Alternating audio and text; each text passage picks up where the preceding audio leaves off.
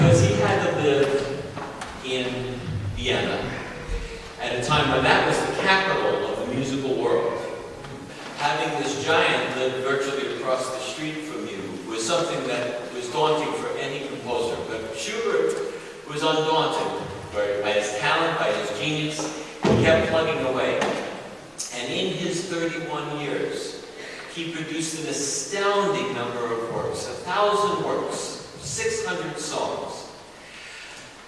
This symphony that we're about to play is oftentimes lost in the repertoire because it's called the Little C Major.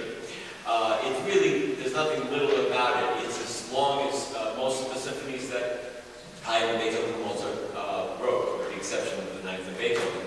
But he was to write later on, he trumped himself another symphony in C major, his last, that would be called the Great C Major. So they ran out of titles, and this one got the Little C Major. But you could hear the invention and the personality of someone that was influenced by everything that was going on in the air at the time. The music of Racine, which was especially popular in Vienna, the music of Beethoven certainly has an influence. And so, as you listen to this piece, I'm always struck, not only by the progeny of it, but the inventiveness of it, and the fact that he was breathing this air, and he was making it entirely his own.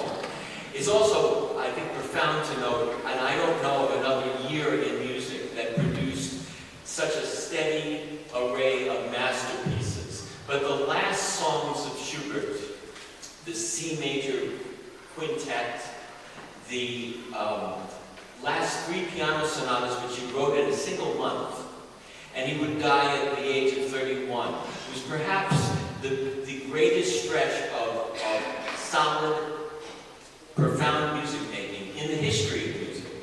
So this is a genius who's finding his own way, and we hope that you enjoy this Schubert symphony.